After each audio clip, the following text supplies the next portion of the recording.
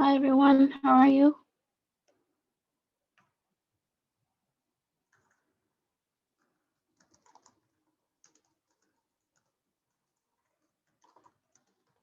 Hello. Hi Ryan, welcome back from spring break. I hope you had a good time. Hi Alex. Hi everyone. Hi Jose. I worked. I worked through the spring break, but yeah, I had to put my dog down on the 11th of April, which was the end of the week that we finished before spring break.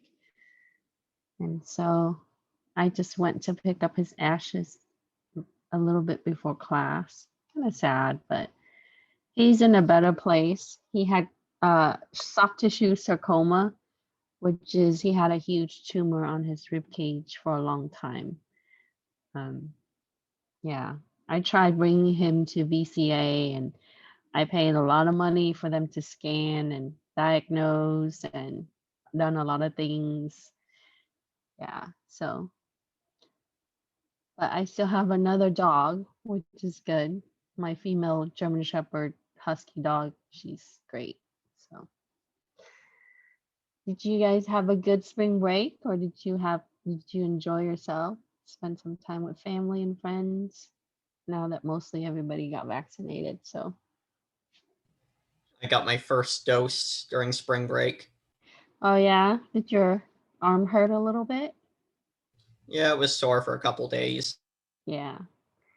So I'm getting my second dose this Friday at Moreno Valley College campus. They're doing the next round on Friday. So hopefully I won't get too sick. Everybody said the second dose is going to make you a little sick, but you Good know, thing you're getting it on a Friday. yeah, that's my goal is to not impact my classes. So, well, I'm glad you recuperated. Oh yeah, thank you.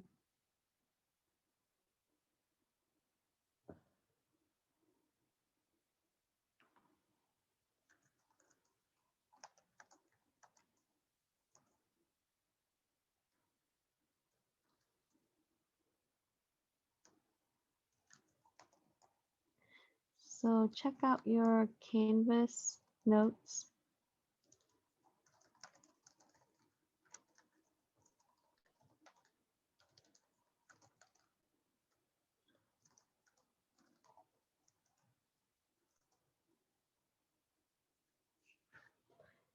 And your assignment, we'll go over that today. So it's 6 o'clock now.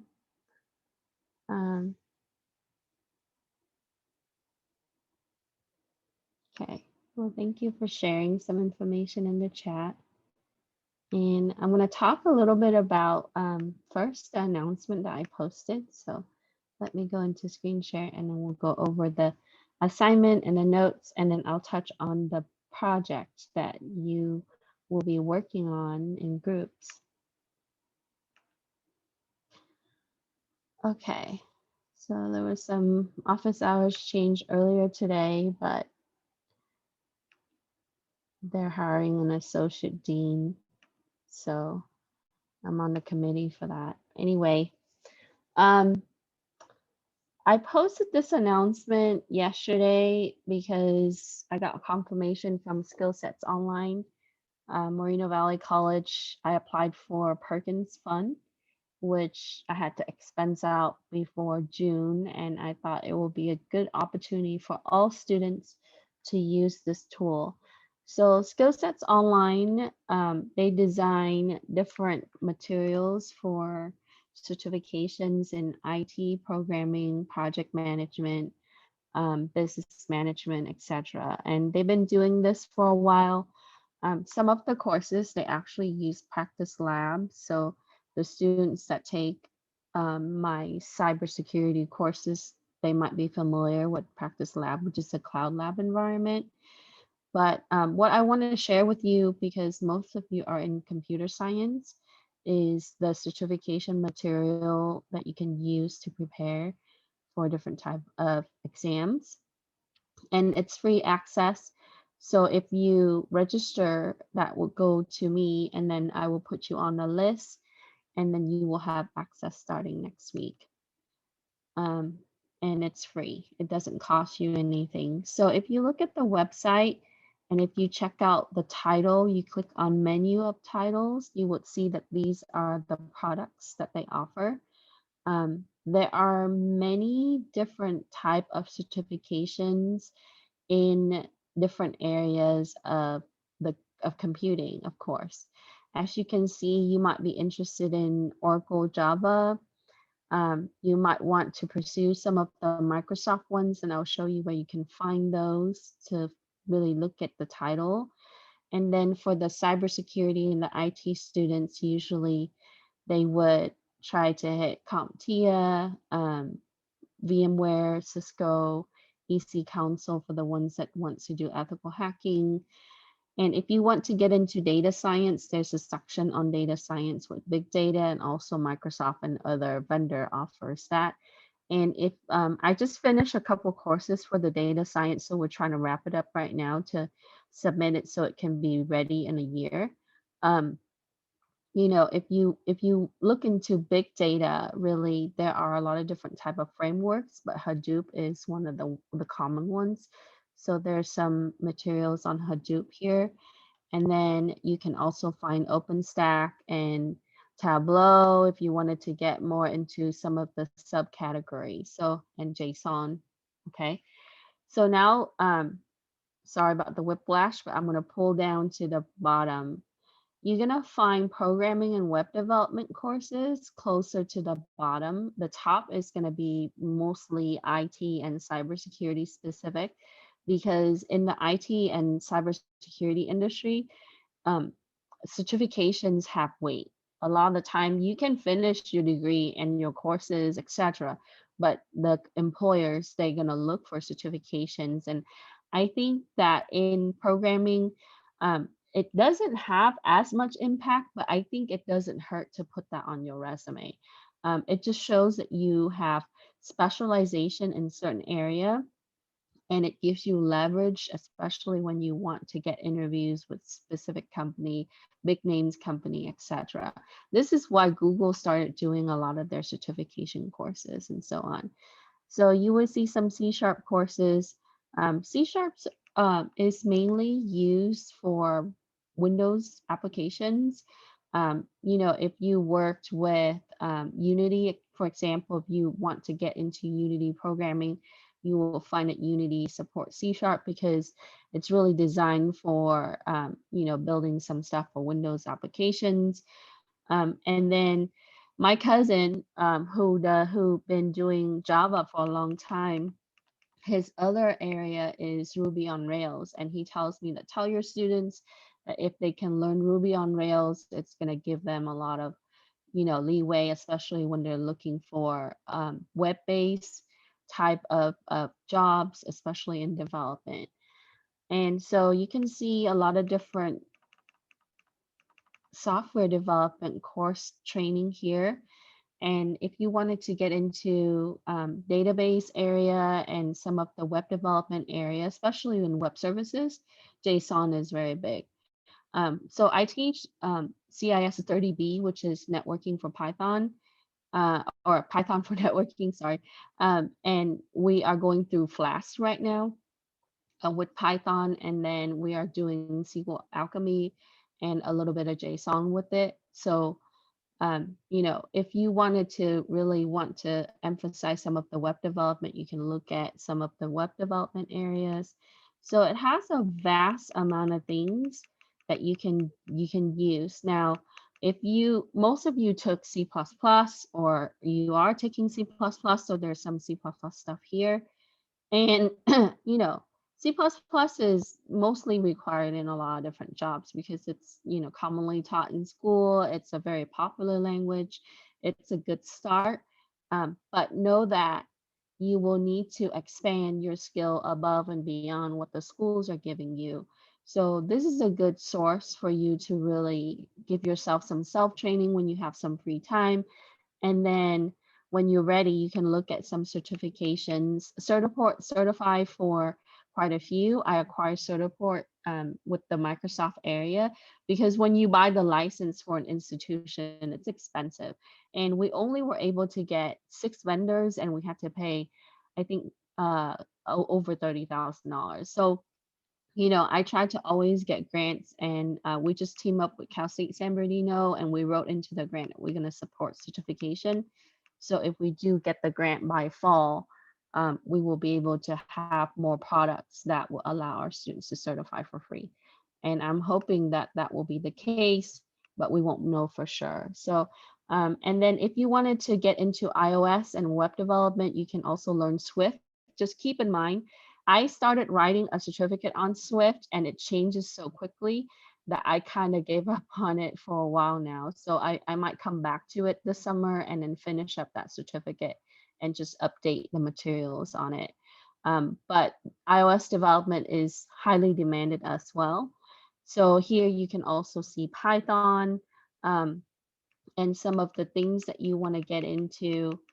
And so I wanted to share this with you, and hopefully you'll be able to utilize the resources. Okay, so check that out. Now, if you wanted to sign up, let me come back to the announcement. If you click this, it will take you to the form, and this is my Google form. So I wanted to put it onto a spreadsheet, so that's like the easiest way. The reason why that I need your phone number is all companies are using multi-method in authentication. So they would require you to have an email, and since it's RCCD license, we want to use RCCD email and then a phone number in case you need to get, access code through via text. And they had sent me the contract and everything on there, and your information, your personal information will be safe. They don't sell it or share it with anyone. And I made sure of that when I select the product. So if you fill this out, I will be able to put together a list in the next couple of days and send it to Skill Sets online, and they will give you access and they will notify you via email. Okay, so I have some chat questions, so I'll check that now. Okay, so the question is, do you have any recommendation of what course to take for electrical engineering?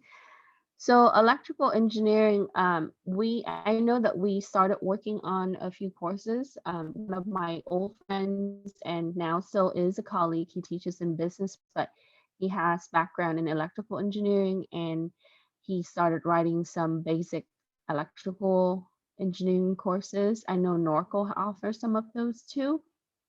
So I would start with like AC/DC electronics, digital fundamentals. In computer science, you will have a class in digital fundamentals, and it would usually correlate to a class like this, where we talk about gates and architecture and such. So when you go to the university, if you can't take it at the community college, you will likely have a digital course. And then if you can take some engineering-based math courses, that will help, because in the university, those classes tend to be a little tough. So that kind of prepare you. But yeah, I'll check to see our inventory, Norco inventory has anything, and then I'll let you know in the next session. All right. So now let's talk about our assignments and our notes. Okay. Let's see, I see another chat. Okay. So in this week, we are going to focus more on subroutines, right, which is equivalent to functions in C or C++. And we are going to talk a little bit about trap, because in the week before spring break, we touched on how to look at, return, how to use return. So we're going to come back to JSR and JSR a little bit more, and seeing how this would work with our project and our upcoming labs. So in chapter 9, it begins talking about system call. And that is, for different type of operations, different tasks that would require knowledge and protection. So that would be pertaining to input and output. Um, a while ago, we talked about how we would look at registers for keyboard and display. There are specific registers that are dedicated for input output, and they are protected from the programming side, right? They are very specific to the actual firmware itself, and how the processor would be able to communicate with that input and output. Now, for the developer that worked on the firmware um, and the actual devices, right, the engineers and the developer, what you would see is that you would be able to have access on that end. But from our viewpoint in this class, we are looking at how the processor will be able to communicate with the device, and when there's interrupt, what will happen, and so on. So now the IO resources would then be shared across the program, so that way we can instruct that input or output device to do specific things. Like, when we, for example, on C++ level, we would say cout, right? We would want to display some form of text, to show the user, or we would have cin to be able to record the input. And in that sense, in assembly, we have to look at how the processor, how that data would be entered, and what is, the time that it's wait, how it's going to be able to have that data transfer from the actual input itself to a specific area like memory location. Okay. So now, for the service routine or the service call, this is part of your OS, and this is at the low level. It's a privileged operation. So if you're looking at Windows environment, um, when you're looking at specific system files, if you're looking at some resources, if you dive a little bit deeper into the system area, you would see that the system itself has a highest privilege, and what it does is it's going to be able to control, right, different areas of your system. So for example, if I am saving a file, if I'm using my operating system to do file management, the system would then take over and be able to have that access privilege and for the location and where that file is stored, for example, on my hard disk drive or on my SSD. So in that sense, right, there is a layer between the OS, which is the software, right, crossing over into the hardware itself, and that would normally refer to the abstraction layer. So in that abstraction layer, what it would do is we would have to be able to convert all the instructions or all the tasks that need to be performed between the software into what the software would, the hardware would be able to execute. So then what we would see is we would need to be able to implement something that would allow the system to be able to coordinate, right, tasks and activities that would be seen by the actual hardware. So now it talks about the operating system taking control of the computer. It handles the requests. And in our case, when we're looking at LC3, that will be pertaining to the trap instruction. So when you're looking at your simulator, right, and for certain line, for example, if you're returning from a function or you're returning from a subroutine, what you would see is you would see the trap instruction being utilized. And keep in mind that that trap is really tied to what we would see with the service call. Okay.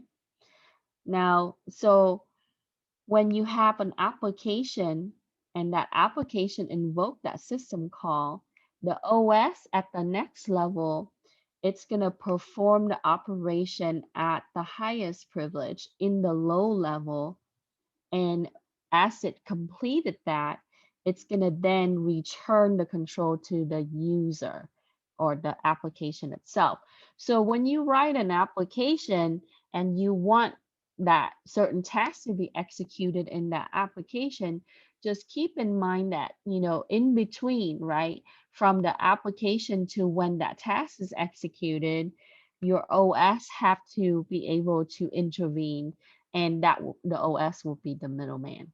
Okay, and so this is why when we see certain languages are being used for certain type of operating system. So for example, if you're looking at like Android development, and Android is on a different OS platform, right? So that, like if you're looking at Java or Android SDK being utilized for Android development, the language itself is used for a specific type of instruction for that type of OS. And so therefore you would have, you know, there are some that would be cross-platform, but then for the majority, you would see that that would be in specific area, and it's really coming back to what we would see with service or system call. So for LC3, what we would have is the trap mechanism that's going to be handling, right, what we would be the processes from when the operating system would take over, and it would be able to complete something like returning a value. And then after it does that, then it's going to return the resources back to the program, and then it will be able to continue. And this is what you would see from the back if you're looking at the lens from the compiler end. Okay, so and with the trap mechanism, we would see that it would be used for a certain type of service routines. And this is for the operating system.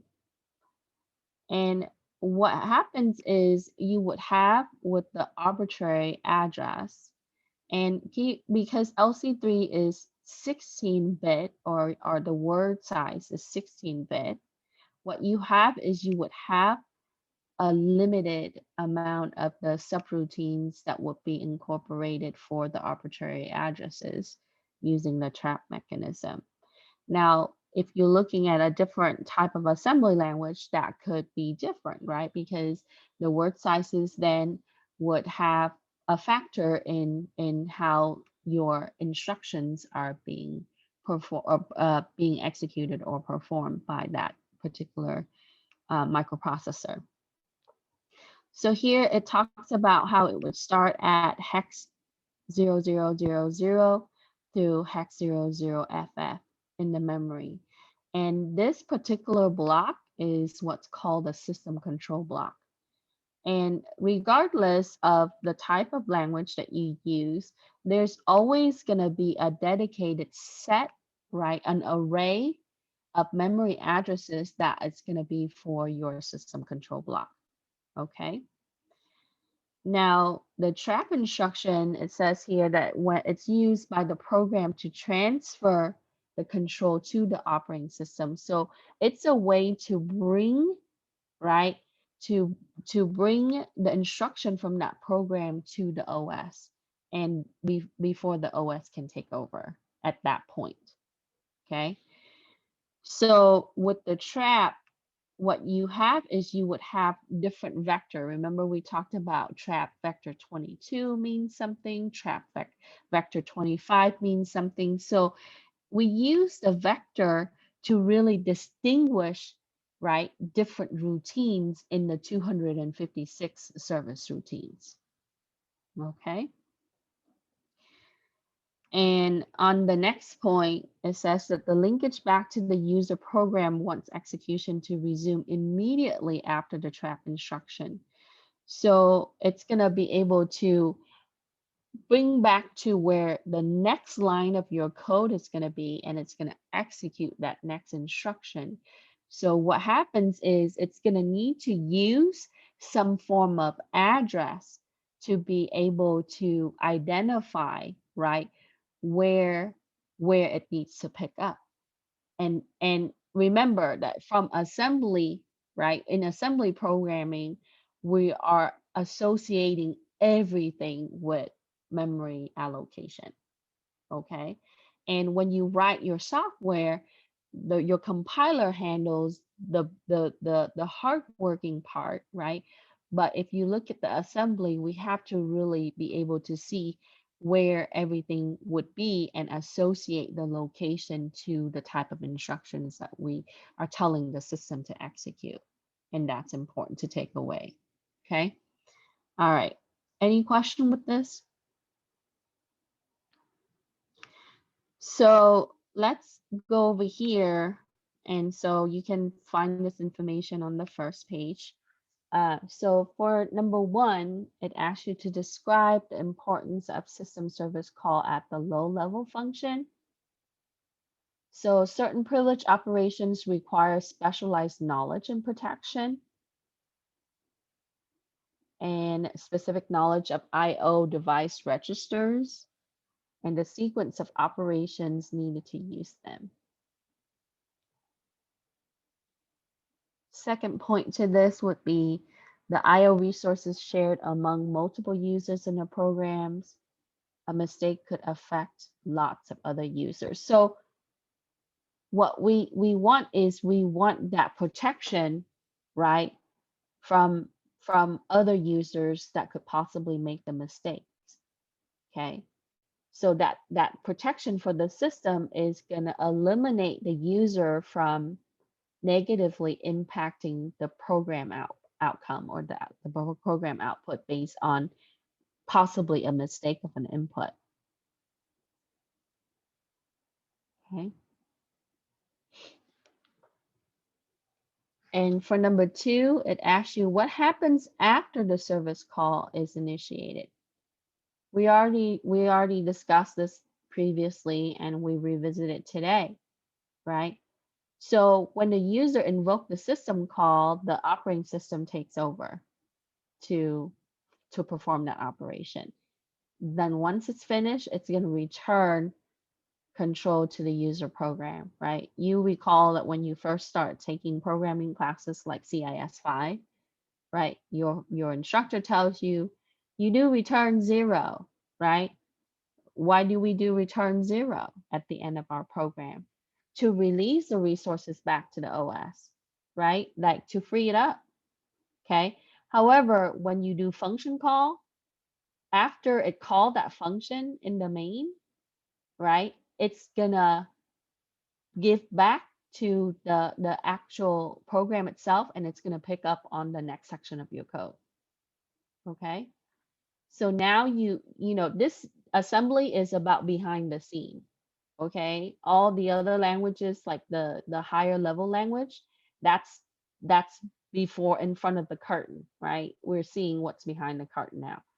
So what you see is what's really happening in the processor and how we would be able to, right, utilize memory and instructions to be able to tell it to do something.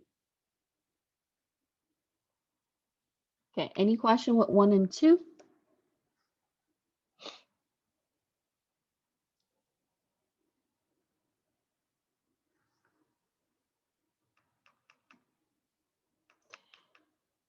Okay, so for 3, it asks you, what is the purpose of trap vector in a service routine? And a trap service routine is used by the program to transfer control to the operating system. And we wanted to address vector, okay? So vector is used for specific operation, okay? So vector 22 is different than vector 25. So it's a way that we want to name different type of operations.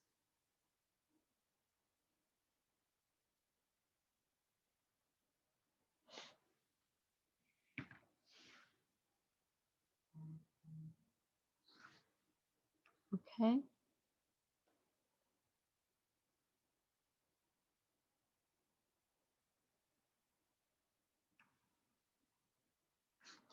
Is there a reason why the code names are? So vector is a container. And so now in LC3, we often refer to it as a hex 20 whatever, right, number. So it's really a section of the memory that it's using. Okay. And that's really protected memory.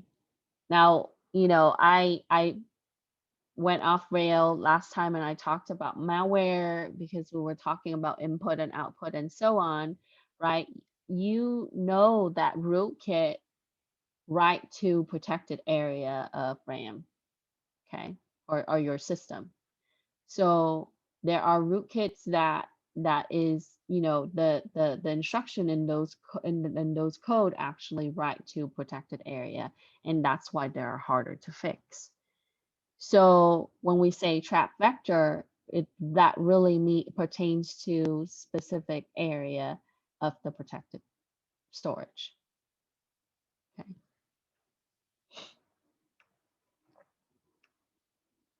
Okay, so before we answer the next few, I'm going to switch back to the notes real quick, okay? So here gives you an illustration of what that would look like with the word size, okay? So if we look at the vector, these bits right here from 0 to 7, the last 8 bits, the least significant bits here, would be used. So it says that trap vector identify the system call to invoke 8-bit index into the table for the service routine addresses in LC3. So it's using those 8 bits, right, to put that into a table or associate that with the table for your service routine. And that's why they have to be distinguished as a value. Okay. And again, these addresses right here for LC3, that will be your system, protected system address.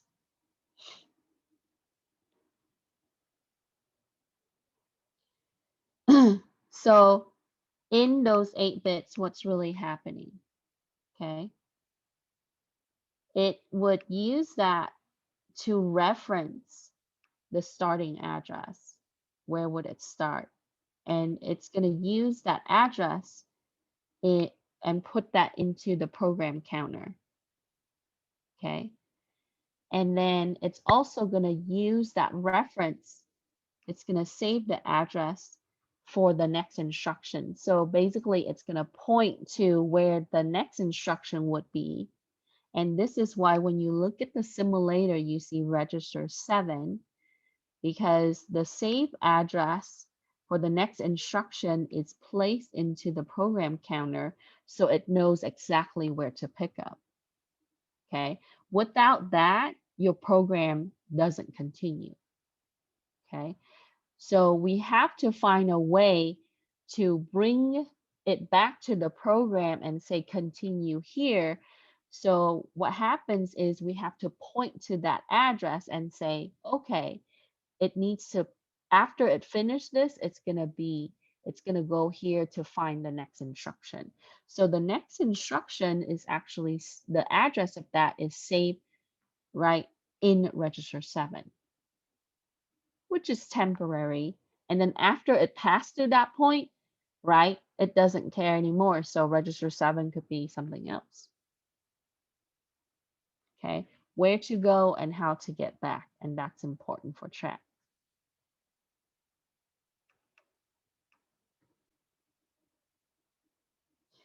So here gives you a diagram, and we talked about how, right, the PC counter, and it saved that to register 7.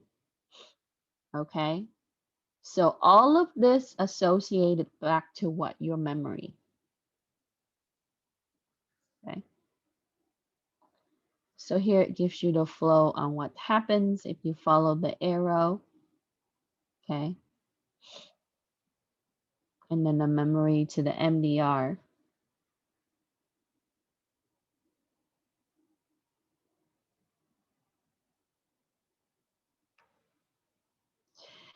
So an example that we see, and we've seen this already when we worked on the lab, is return, RET. So return is used right after your function call. So when we do a JSR that, right, at the end of that function, we want to return. That's the whole point in writing the function or the subroutine. Okay. So what is really happening with return? How do we transfer the control back to the instruction following the trap after trap happens? So the save OPC, so it saves that to register 7. And when you look at the simulator, you see this, right? If you step through it or when you go to that part, it's going to show you that there's a jump R7. So in order for it to retrieve that address, what happens is it needs to jump to register 7 to bring out that address or to get that address. Okay. And that address is going to it's going to bring us to the current position in the program or your code. Okay. Otherwise, it would not be able to continue like we said.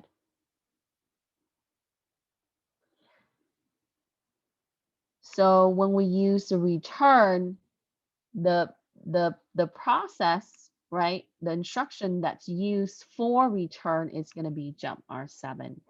And this is something that was incorporated as part of LC3.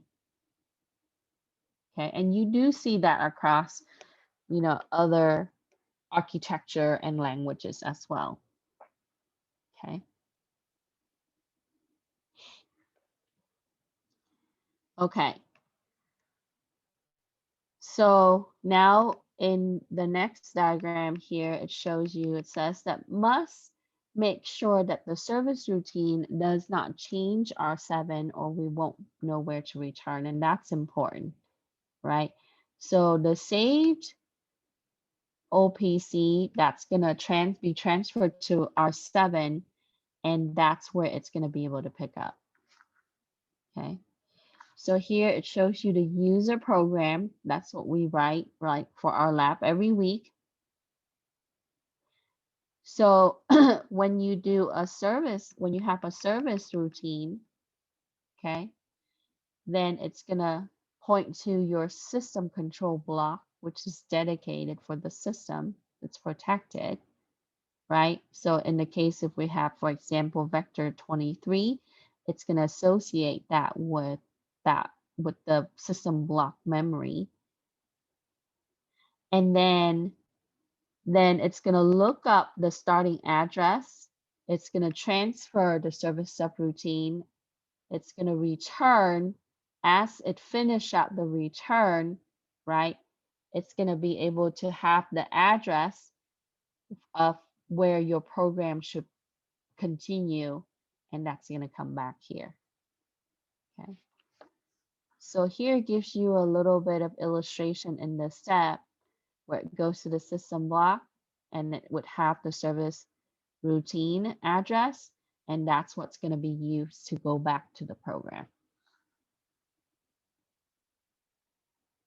And we see this happen with C compiler, right? Okay. So in number four asks you describe the process that involves trap when RET instruction is issued in LC3. So then we would have a jump R7 that's going to get us back to the user program. LC3 assembly language lets us use return in place of jump R7. And many, or when I wrote program with Microsoft ASM, it also uses RET. Okay, so many assembly language use return, as many of the modern one uses C compiler, and that's what C compiler would know as return. Okay, so regardless of the language, right, or the architecture, what you see is after you finish out that service call, right, it has to have a way, a table or a reference for the address of the next instruction, regardless. Okay.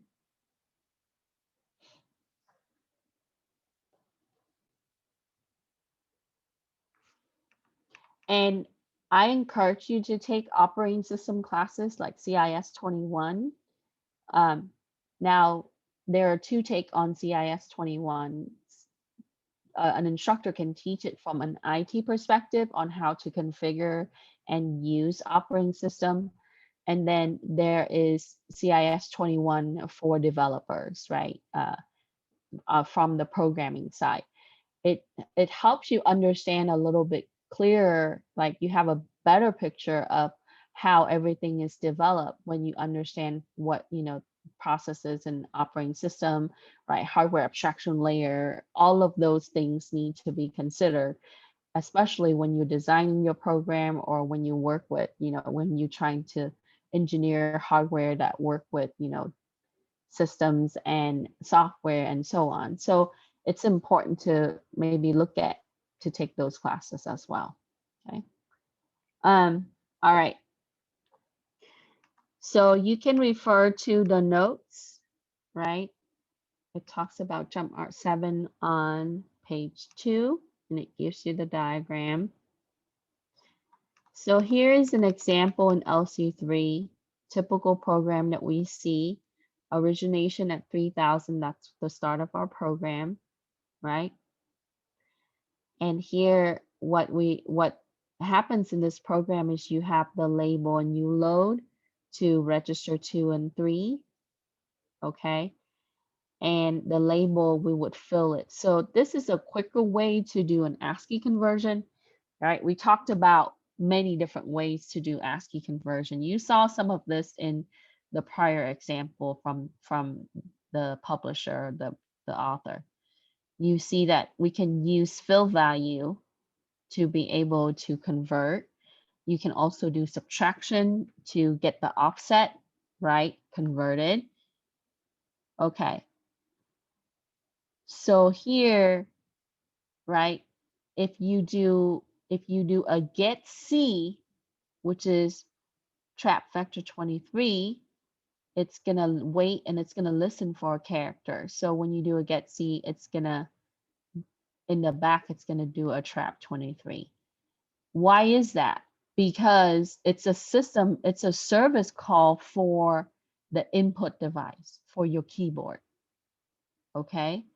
So it's better for the developer to just issue the pseudo instruction, which is get C, but in the back, you have trap vector 23, and it's gonna tie to assign register for the keyboard. We talked about that last time.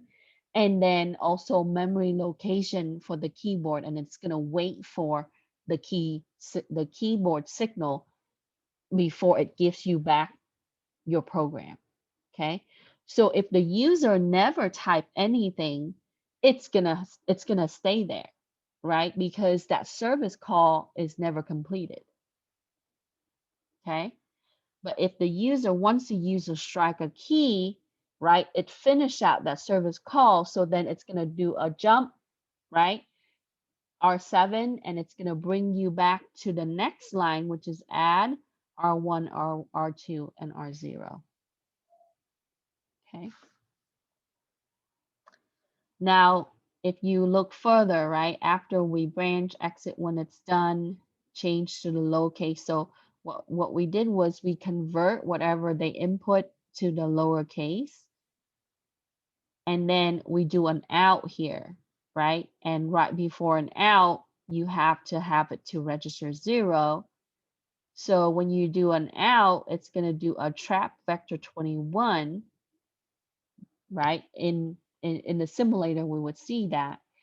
And what that does is, again, it's going to go and it's going to find the location, reference that from the table, the location for the monitor, okay? And then once it outputs that, it's going to jump, get the address for the next instruction where it's going to branch. So in this one, it's a loop. Okay, so it's going to come back and it's going to loop.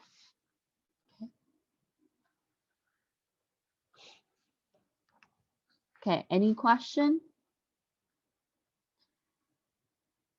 So this is a short program, kind of give you an idea of what happens in the back. And then when we finish, right, when we halt, remember halt, right, it's gonna end, so trap vector 25, but it still needs to go to the last one, which is the dot n, right? There's still one more line to go, because if you don't put this in there, right, you can't assemble it, okay? Because the way it's designed is, that we have to finish, we have to complete, we have to give back everything to the OS, return 0. So we have to do a dot n. So even with when it exit with the trap vector 25, when it stops the program, it still needs to come back to the last line, which is where it officially ends, where we would return 0. Okay. All right. So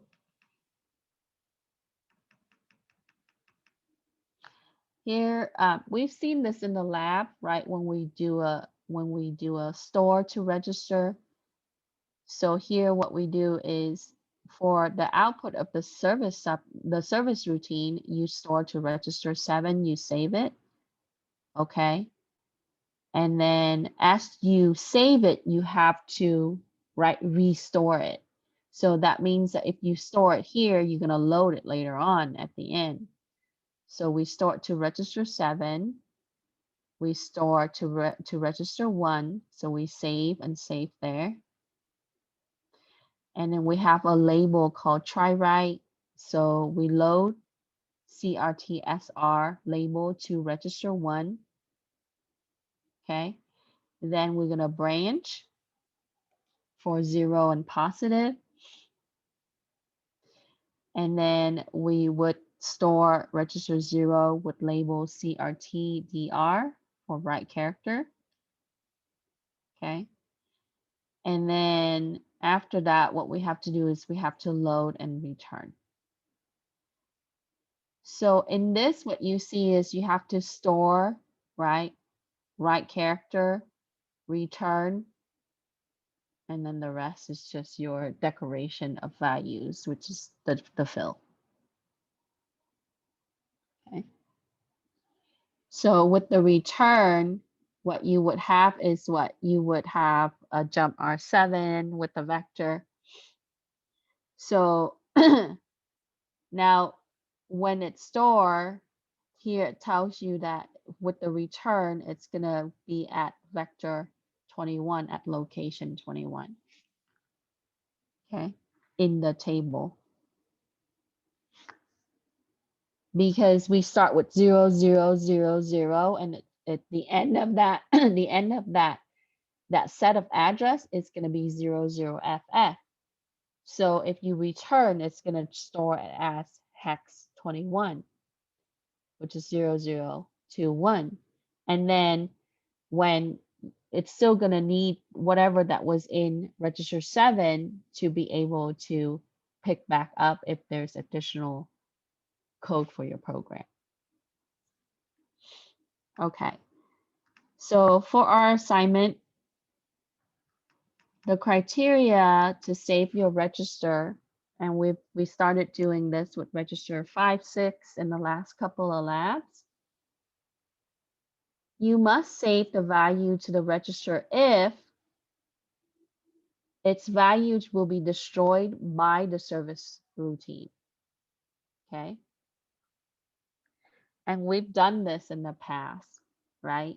We would take that value and put it into a register temporary, and then afterwards we would bring it back.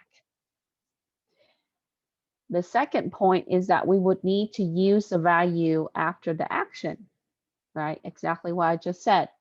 So we would, if we know that it's going to be destroyed, we need to save it, because otherwise your data would be warped. You won't have the right output, or you won't have the right result. Okay. And we want to, if we need to use the value for other things. The reason why we return is we wanted to use that value for something else, right? Either for output or we can bring that into something else, another subroutine. Okay.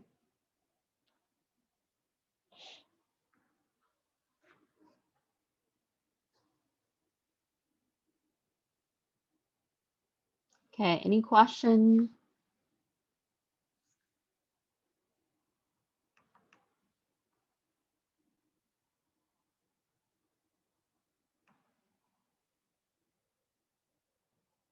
Okay, so let's touch on the next part of our notes and then we'll answer the next one. Okay, so here we visit this many times, right? But make sure we know this for the final and quizzes. So hex 20 is for read a single character, no echo. 21 is out. Earlier, vector 23, that should have been in. I said get C, so that would have been in. 22 would be puts. Okay, so 21 is out, 22 is put. Put is used for string, multiple characters. Out is used for a single character. Okay. And halt is going to be vector 25. And the criteria for saving register and restoring register, we touch on that there. So you can find that on page 4. So for the next part, it says who saves, right? Who really saves?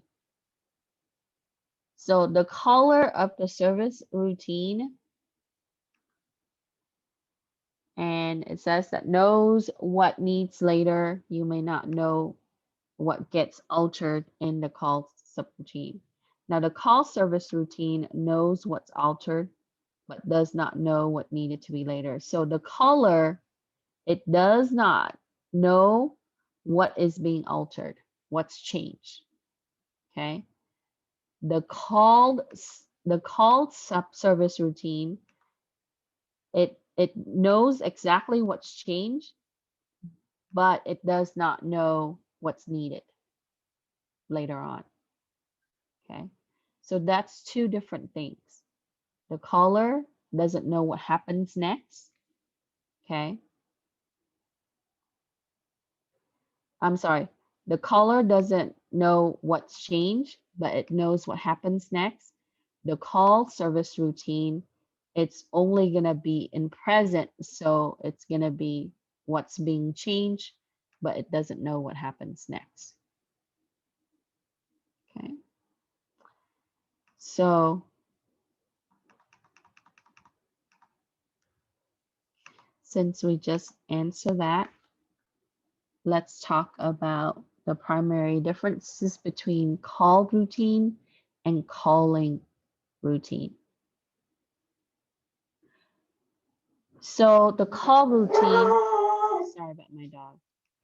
So the call routine, that will be, we would give it a nickname like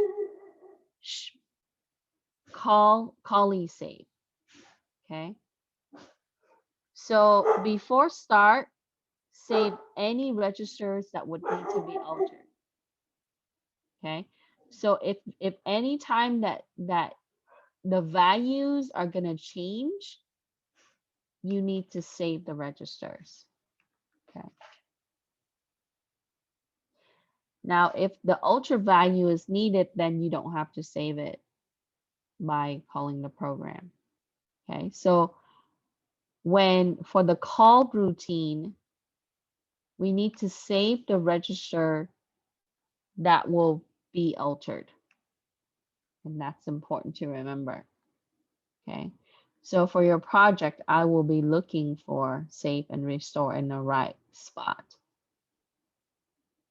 Before return, you need to restore the same register, right? You saw that how we store out, we gotta load it back.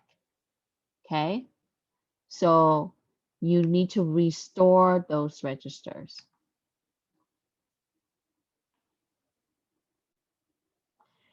For calling routine, save register destroyed by their own instructions or by called routines if the values needed later to save are 7 before trap. save R0 before trap 23, okay? So what happens is if the value is needed, then you need to save register 7, okay? Because if you need to use that value, you need to save register 7 before trap. And if you use, if you do input like your get C or in, you need to save register 0. So the best thing to do is don't use register 0 or 7 altogether, okay? Because they are used for specific purpose. And we already knew about 0 from the beginning now, right? And most of the time you reuse registers, so you might not even get to register 7. Usually we would get to like 5 or 6. But in the case where if you need to spread out your, you know, your data into register, just avoid 0 and 7. And if you do put something there, copy it, right, to another register.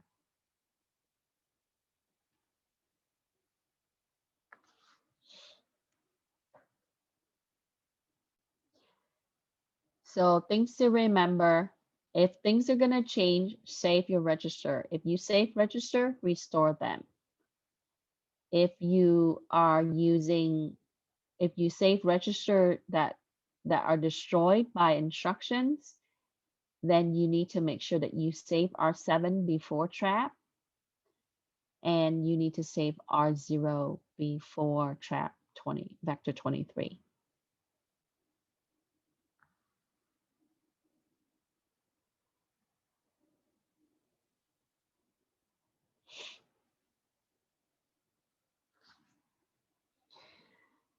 Okay, so before we answer the next question, I'm going to switch back and I'll point you to where you can find it on your notes, but let's look at this example first. Okay. So we have LEA register 3 with binary, and you notice that binary, you have block word 10. That means that there are 10 words allocated for binary. So in the case, if you wanted an array of memory, we talked about this before, to store a larger type of data, then you would do a block word and then the value. Okay. And you often see LEA being used with string and with block words for the fact that you load effective address there. Okay. Then we saw this similar to what we've seen earlier. So you load register 6 with ASCII label. You load register 7 with count label. Okay. And here there's an in. Okay.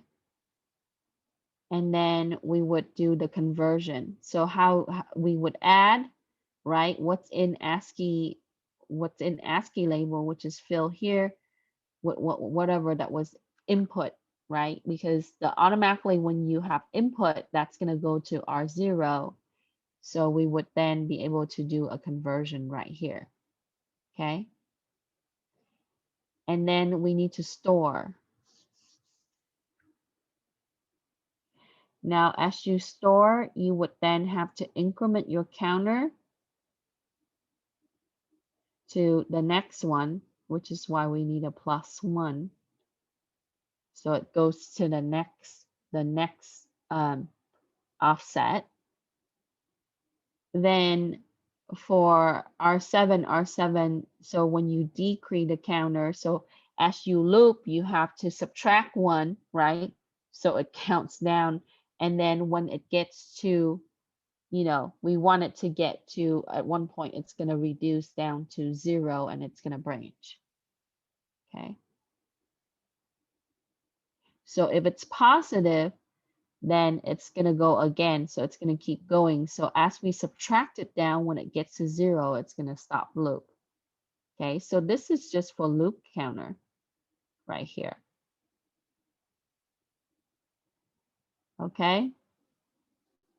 And then we would do a branch BNZP. So if it's -0 or positive, it's going to go to next. So I don't like using this personally. Like for me, I would just jump, or I would do an unconditional branch. But what's doing here is it's going to branch regardless. So as it finish out the loop, it's going to be 0. And as it gets to 0, it's going to go to the next part of your code, which is not shown here. Okay. So that's really up to the developer, but yeah, you can check it for, so when it subtracts everything and it would finish out with 0, it would then branch to next, where the next part of your code would be executed. Okay. So this is another example of how you can do input conversion with ASCII, right? Just at least a snippet. So the answer that we put down earlier for the previous question is on page 5. Collie and color save.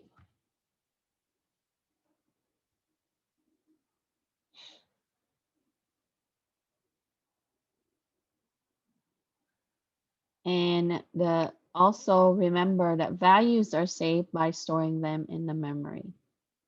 Okay. So if you store it to register, you have to load it so that way it would put it into a permanent location. Otherwise, you would lose those values. Okay.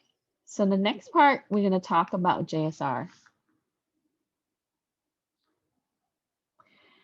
And JSR, we've used JSR already in the last few labs. And JSR simply is a way that we would call a function. We would use JSR and then the label that you use for your subroutine. So jump to subroutine, that's what you're doing. And the opcode, similar to what you've seen with the other instructions there, but in this one, you have 3 parts, okay? You would have the opcode portions, and that's going to be 0, 1, 0, 0 for here. So when it sees it as 0, 1, 0, 0, it would know that it's JSR. And then you would follow that with the address evaluation bits. Okay, so for the rest of this, that's going to hold your address. So when you do a JSR, it saves the return address to R7 because we talk about how we need to do the function call. It computes the address of the subroutine and load it to the PC. So it would then, when it saves it, it just adds it, right? And then it's going to load that value into the program counter. Okay. And the return address is incremented in the PC, which points to the instruction following. So when it incremented that, it's going to go to the next one. Okay. So it's going to do a +1 to go to the next instruction.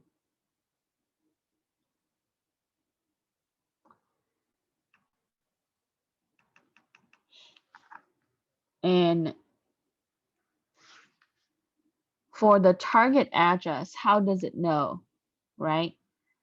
It computes the address by sign extending the 11-bit offset, which is this right here. Okay, from bit 10 to bit 0. And it is identical to the address mode of the load and restore instructions.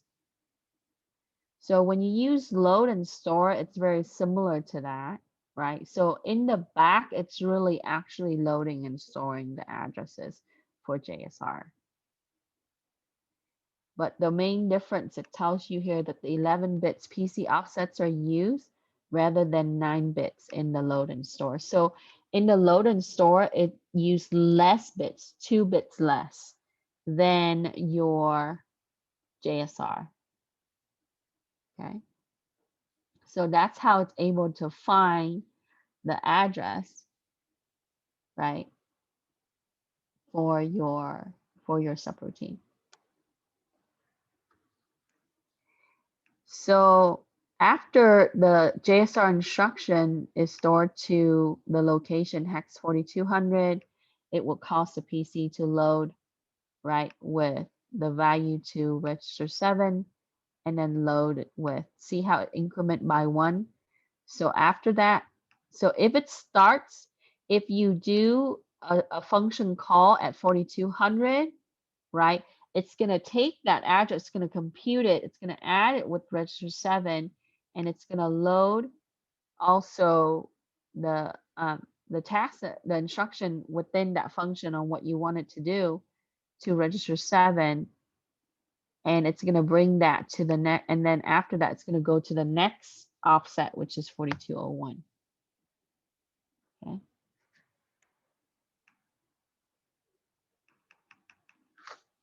Okay.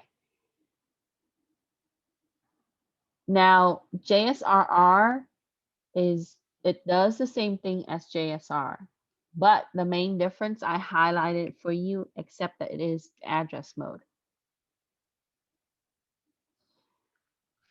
So it would obtain the starting address from the subroutine, like what we talked about at 4200, exactly the same way as the jump instruction does. Okay. And then it would compute the register content with the bits between 8 and 6 of the instruction. And then it's going to load that. So it's slightly different than JSRR in that it's using specific bits and it's storing at a different location. So it's mainly for address mode. Okay. So here you're still going to use register 7, and it would then load it back to the subsequent address. So see how it also offset by 1?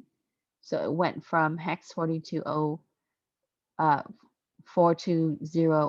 to 420B, which is 1 up, or 1 down, I should say, 1 down, okay, in the offset.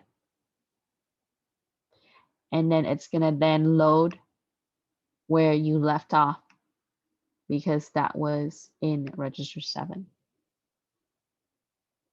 Okay. So the way that we look at it in a word is it's a little different than the other ones. You're going to still have the opcode. Okay. But in this one, your base between 6 and 8, right? That's going to also be included for the computing. Okay. So it's slightly different than the JSR. So now you don't have to put down everything, right? You can just put down this part.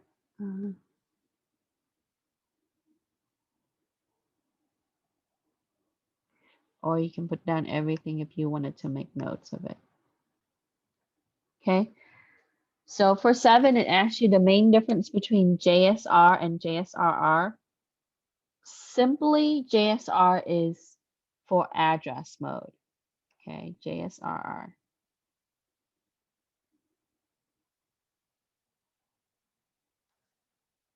Okay. And JSR is for function call or subroutine call, jump to subroutine. And it calculates the target address of the subroutine by sign extending of the last 11 bits.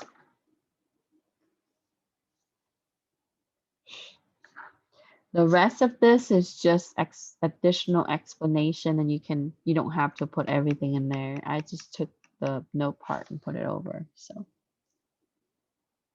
okay. So make sure we know the difference in how it looks, right, between JSR and JSRR.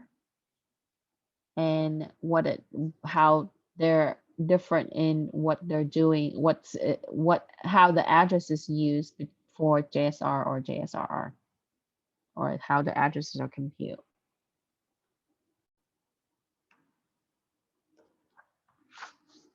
Any question with 7?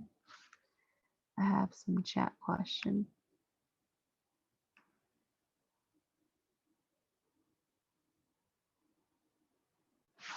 Yeah, so it does. So Jason mentioned in the chat that JSR can jump to a certain distance from the PC, whereas JSRR can jump anywhere, because JSRR it's for the rest of the address array. I think I have a lab either this week or next week where we would actually use JSRR. I have to look at my code again, but I hope that I can show you that in one of the labs. So for most of the program that we're going to do for this class, even for the project, is pretty simple. So you can use JSR. Okay. All right. Next, we're going to talk about chapter 10.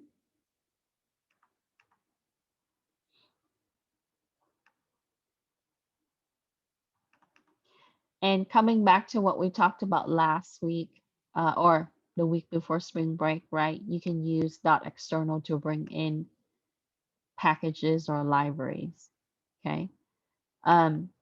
This is more common with, like, other languages. LC3, it's really designed for the very basic learning assembly programming. But if you're using like NASM, Microsoft ASM, other assembly language, you often have to incorporate, like just how you do include in C++, right, or import. So the way that we would do that in assembly is to use .external, okay? And, depending on the syntax, sometime, very similar to C++, you have to add it at the beginning.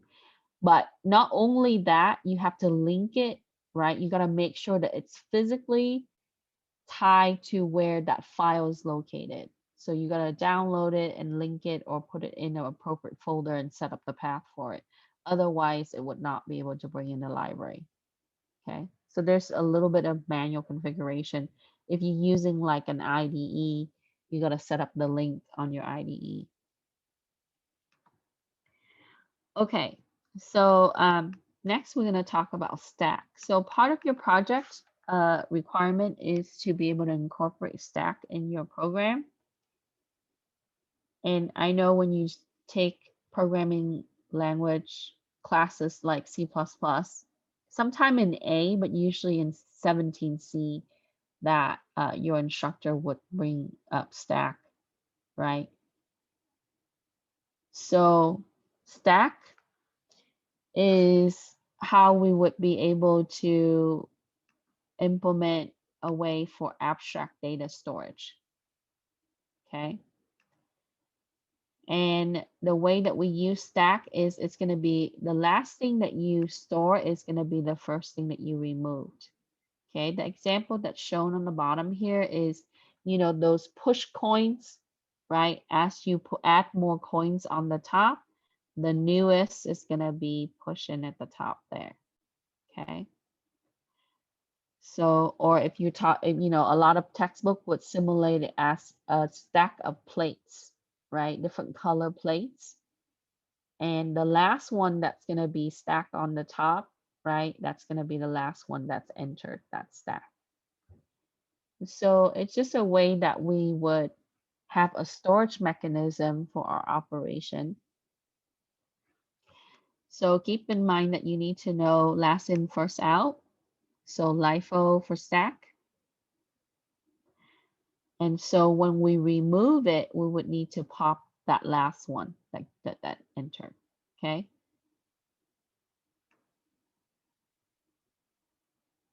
Now, there are only two main operations for stack. we're going to push to add. And when we push it, it's going to put the last one on the top. And then when we need to remove it, we're going to pop it. Okay, so if you use like C++ STL, you're already seeing some of this. With vector, it's very similar to that too. That's vector container. You can push in the elements, but they also have built-in methods or built-in functions for you to add into specific location. But if you just push and pop, it's going to be, last in, and then that's going to be first out. Okay, so if you pop, it's going to go to the last element. It's going to get rid of it. Okay. So the way that we use this in LC3 is we are going to use registers to store as elements. Okay. So we'll do a few labs, a couple labs with Stack, so that way you have some practice. Now, here, what we want is we want a sequence of memory locations. Okay, and that would be your stack pointer. It's going to keep track of which is the top, and that would represent the most recently added value or element. So if I'm stacking different plates, if I do, red, white, and blue, blue is on top, right?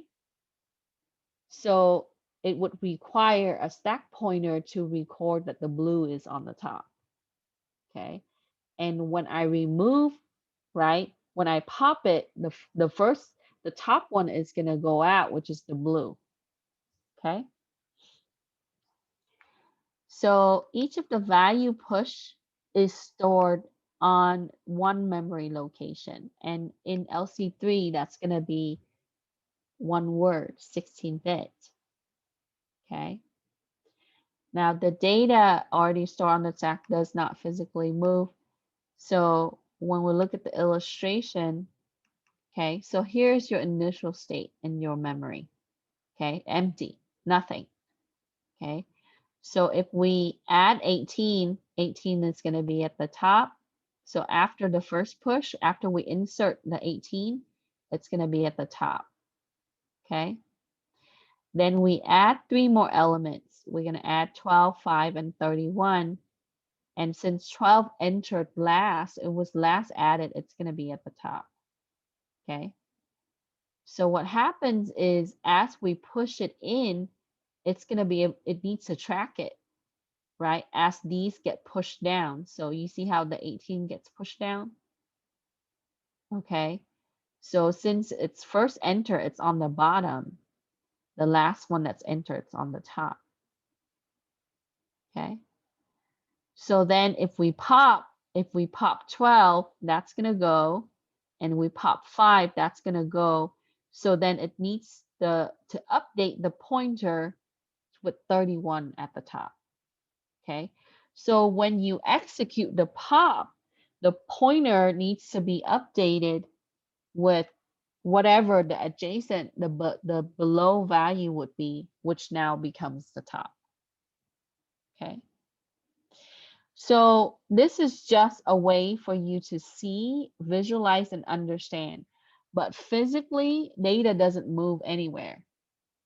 Okay. So here it says that the data item don't move in the memory. It's just a way that we abstractly show how the data would be. So all we're doing is we are associating which one is next after we get rid of the top one, or if we add another one. Okay.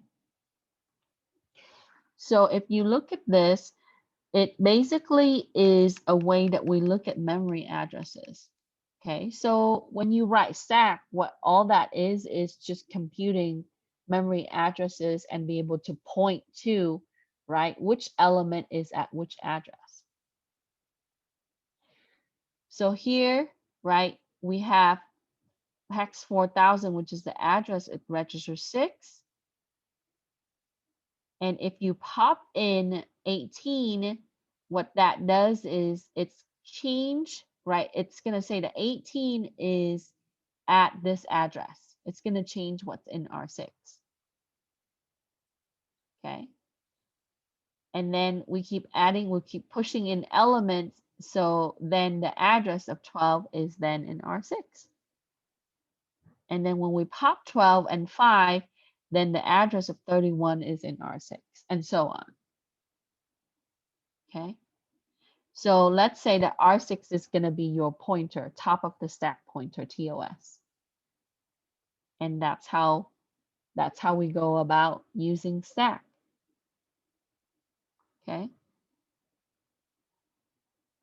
When I taught data structure, I made my students write stack with C++, right? And yeah, you just implement a pointer. Okay. So here, it shows you a little bit illustration so you can see. So now you can see the background. So when people say, I implemented a stack, really it's a way that they associate certain memory address with specific element as it is added or removed. Okay, so for chapter 10 answer, describe how the stack is accessed in an application. We mentioned that the last thing that you store is the first thing that you remove. So LIFO, last in, first out. Okay, the last thing that you put in is the first thing that you take out. That's like, think about how you stack your plates. Okay, so the last plate that goes on top, that's the first one that you grab to remove. 2 operations, push pop, push to add, and pop to remove from the stack. So I suppose we can store return addresses in the stack to allow for nested subroutine calls.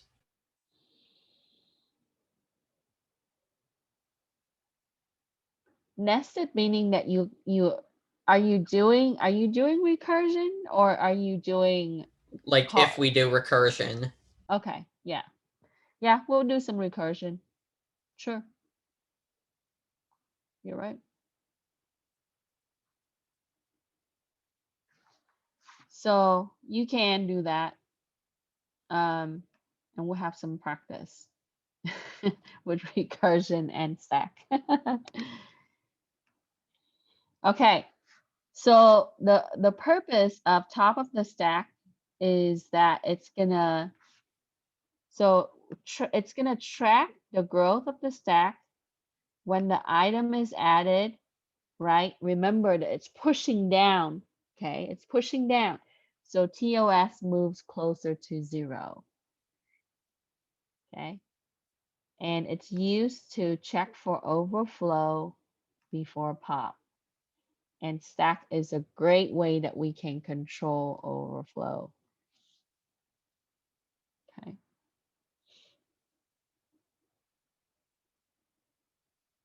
Or underflow, I should say.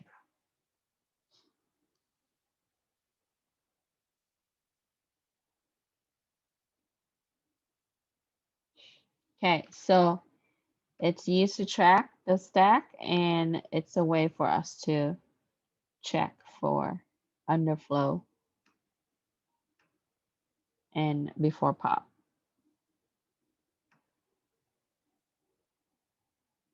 Okay, so to prevent underflow and overflow with the stack, we simply check TOS before you push or you pop. Okay, and how do we check in assembly? We look at the store value in the register and we can branch.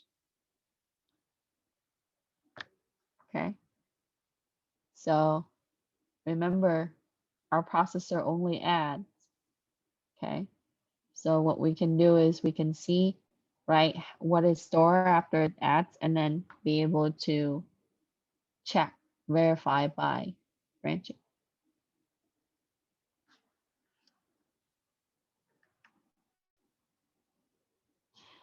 Okay, so here it talks about check TOS before push pop, and you can also reference your notes on that.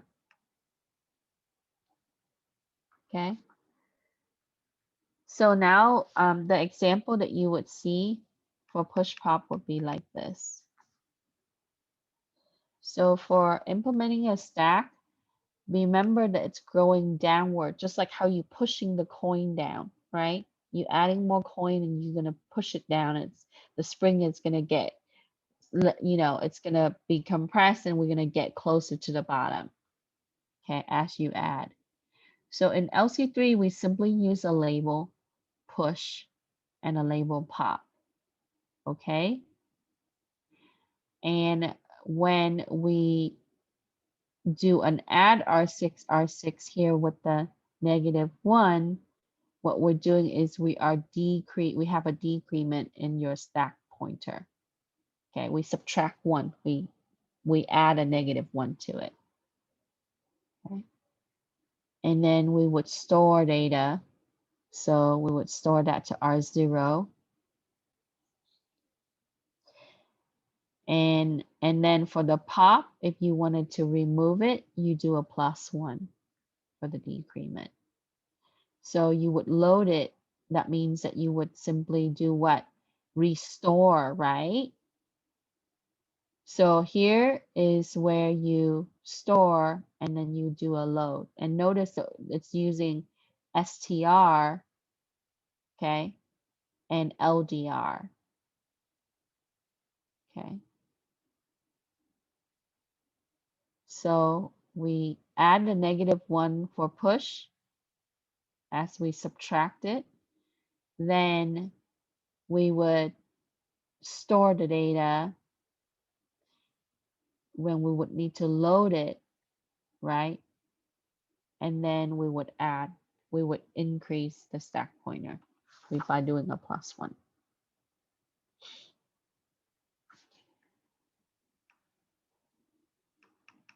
So here it shows you how you can do underflow detection with the TOS. So if you pop many items, you have an underflow. Okay. And so to check for underflow, we would use TOS before we remove the data. So now what you do is, like I said earlier, when you pop, okay, so we would load, label empty to R1, and empty is filled with hex 4000 or negative hex 4000, which should be F. Let me see. They didn't give the rest of the code. Anyway, then we would need to compare the stack pointer, right? So here we would then add and we would do a branch. Okay.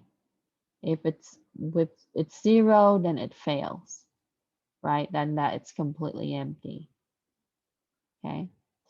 Now if it's for the empty, we would fill with C000, which is equivalent to this. Okay.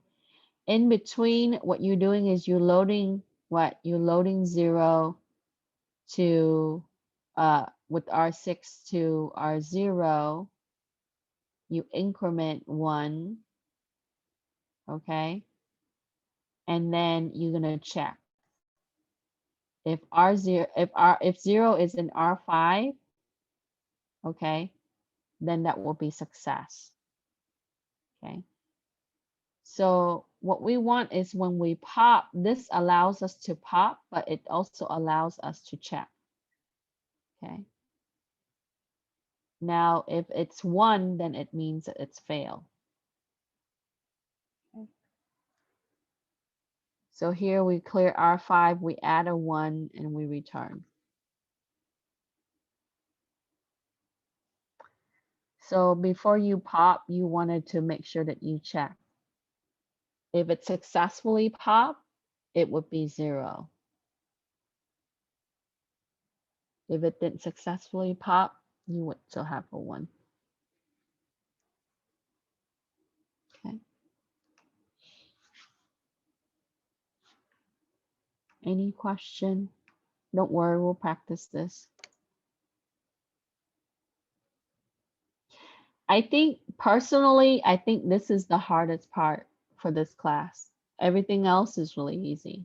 Like if you get above calling subroutine, if you get past this part, this is the hardest part for, you know, most students to really absorb, is to really see how value is being used, right? As we build that abstract memory location with registers. Okay. Here gives you the example of a push. Okay. I've had projects that turn in that implement push pop very well, right? I was amazed from student from CIS11 in the last couple semester. Okay. And then I've had projects that turn in that when I looked at the stack, it's incomplete. Okay. Yeah, I mean, the program ran sort of. So use this example, right? Hint for your project and to be able to implement your stack. And you don't have to use the same type of register, but the way it's explains 5 and 6, since we use it to store and restore, right? You can use it to word that. Okay. So here's the push, and basically you load a label and you fill it with a value. Then you load it to register 1. You would add it with the register 6 so you can compare. And remember, R6 is where our TOS is. So when you add it, then you compare. If it adds and if it's equal to 0, then it fails, right? But if it has 1, I'm sorry, when it has 1, it's fail, and if it has 0, then it's success. So when you want to branch for 0, yeah, then you go to fail. Okay. Then we would, as we push, remember that it's going to go down 1. So you're going to do a plus -1 here. And then you need to store, clear R5, return, clear R5, add 1, return.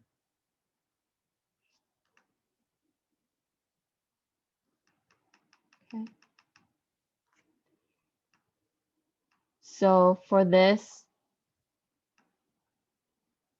check out the example, and then we're going to talk about a few more things for interrupt, and then we'll finish with the project overview. So in the week before our spring break, we talk about a way that input and output devices can get attention of the processor is to generate an interrupt. And an interrupt is considered as an unscripted subroutine call. So it's triggered by external event or signal. Okay. So in that case, the processor has to save its state of what it's doing.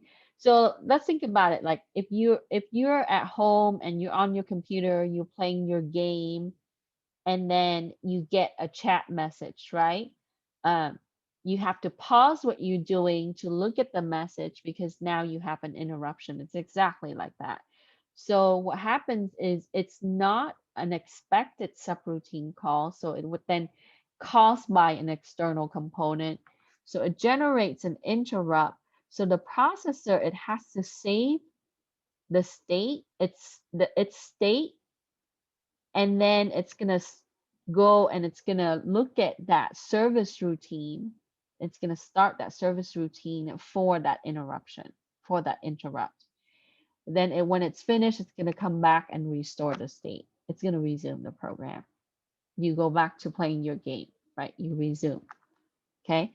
So the state of the program basically is a snapshot, right, of the resources, of what's being used, of what's happening. So it needs to save that. Okay. And that would mean that would be memory locations, okay, of the program and its content, meaning all your labels and your fills and all your instruction addresses that's associated with where it was, right? The snapshot of what was currently happening. So it's going to use two register, your PC and your PSR. And PSR stands for Processor Status Register, okay? And that is going to be recording the status of the running program. Okay.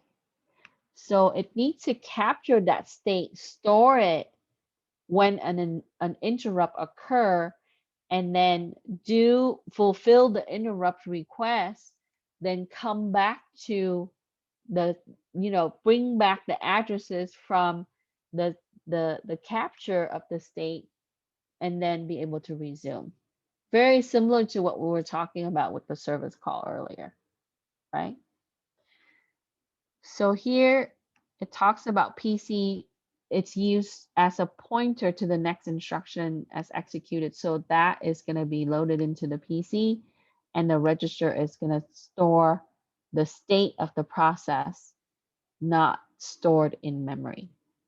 Okay, because it's not permanent, right? It needs to fulfill that interrupt, and then it's going to resume.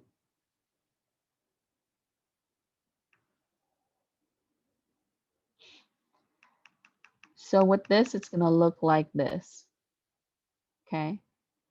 And the PL right here, the value is going to indicate which interrupt is higher in priority, because sometimes you do have multiple interrupts.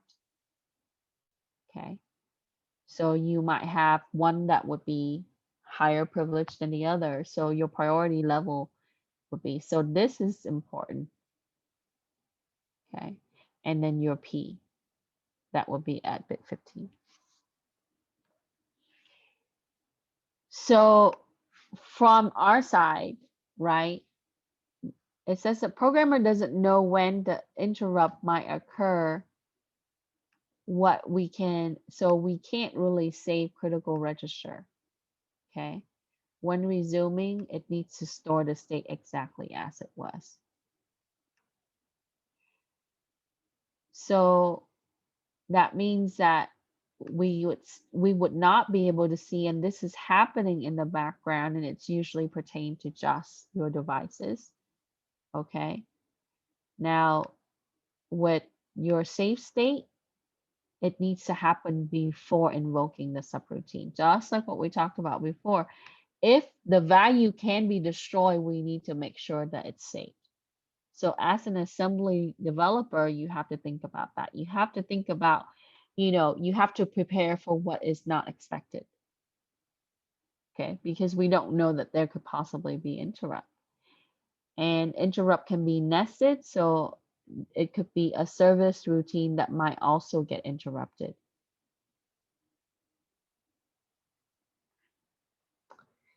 So what happened then is we need to save the initial state of the program, and then within that, it would then invoke another routine. So then it would need to save within that of the interruption.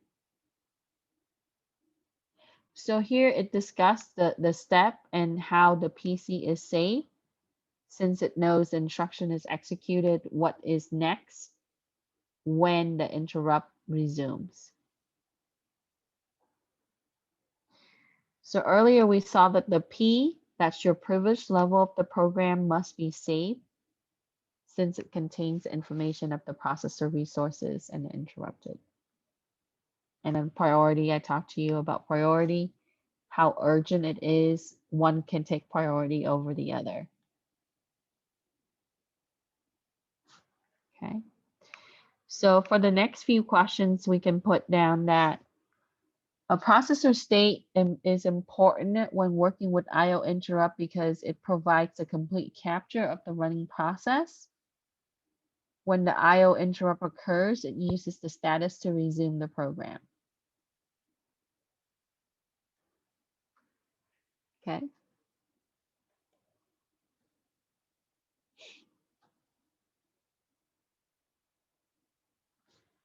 So there is stack, and then there's supervisor stack. Okay, I know some programming textbook, they talk about this too.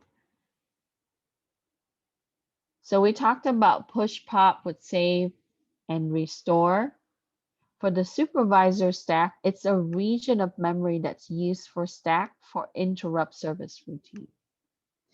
So supervisor stack is specifically for interrupt service routines.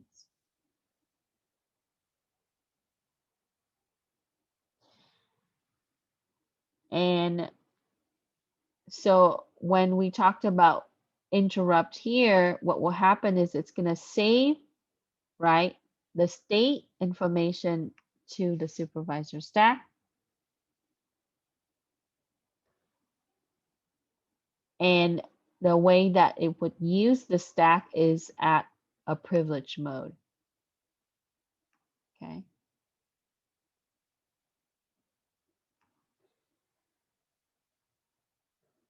And this is the purpose of supervisor stack, is dedicated for this purpose.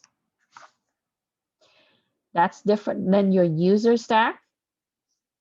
So when the user accesses the program, they have a user stack. And it's limited, right? It's gonna be a group of offset, a set of locations, okay? And this is gonna be specifically used with privilege mode, where user stack use is with the user mode, okay?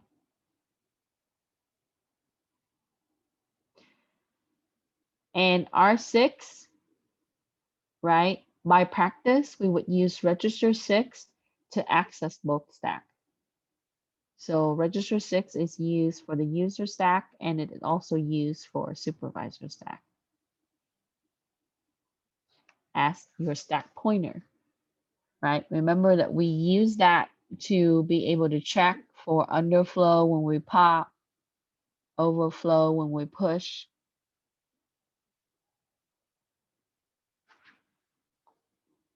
So for the next question,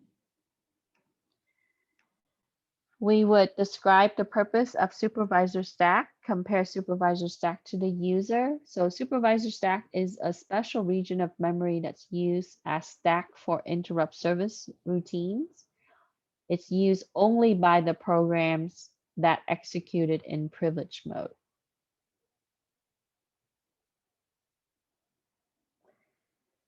And then for 14, the purpose of return to interrupt instructions. It is an interrupt service routine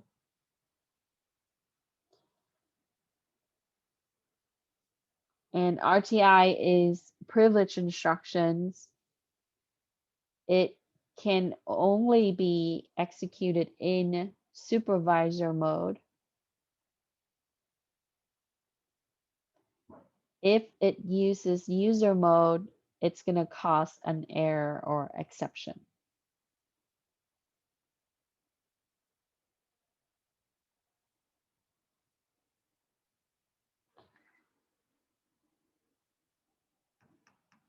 You would see this very transparent when you either learn about operating system development, right? The class that they teach at community college, like CIS11, like I said before, it introduce you to it. But in computer science and computer engineering, you will have a class on OS development, okay? And you will see this more when it talks about mode, the type of processes, and so on. For 15, what is an internal interrupt? So when something is unexpected happening with the processor, it's going to cause an exception. And it would be handled as an interrupt.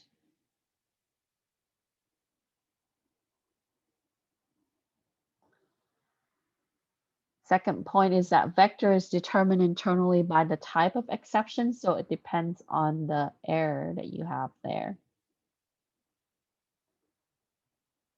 And the level of priority is going to be based on the severity of the exception.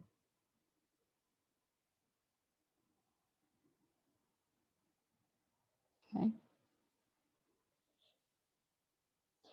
And we see some level of exception in language like Python, C++, and Java, and you can use it to handle. I know in my Java class, right, certain things for input, you got to make sure that you catch exception. And you can also use exception handling for validations and such.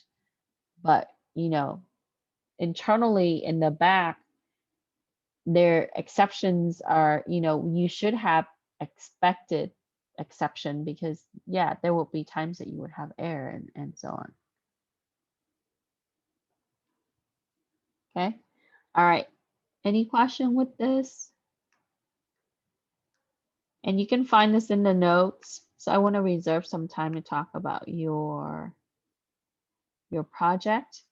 But the rest of this, it talks about invoking service subroutine, how that would be, and what RTI is. Okay. We don't use this in our code. It's because it's for privilege instruction.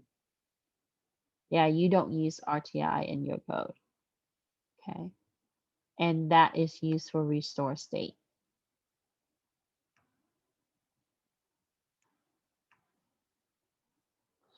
So this type of instruction is already incorporated for the processor, right? So as when they built the processor, this was written to it in the privilege mode. Okay, so we use it from a user mode, so we don't use RTI.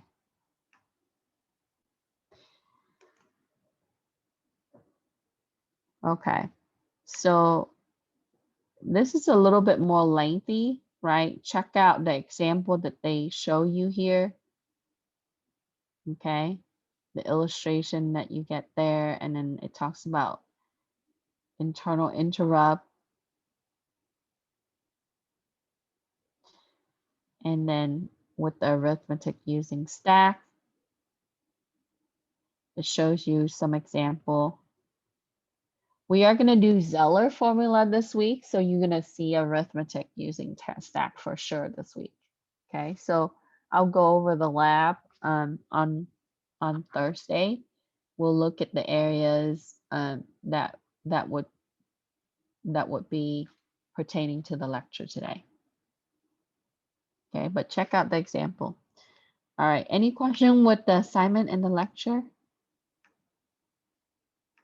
I will put the recording up after the class. But let's switch gear. Let's talk about our project.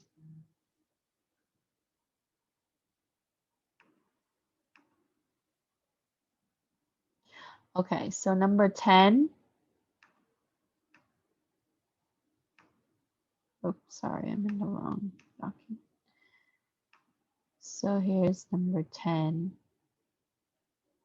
Purpose of top of stack pointer, your TOS, it's to track the growth of your stack. What's added, what's removed.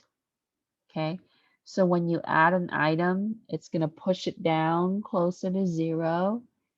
Okay, think about that. And then it's also used to check for underflow. So when you pop an item, it expands it up.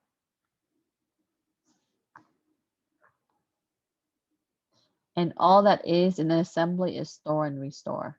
Okay, just remember that. Store and restore. And then increment and decrement for push pop. And use the register to branch.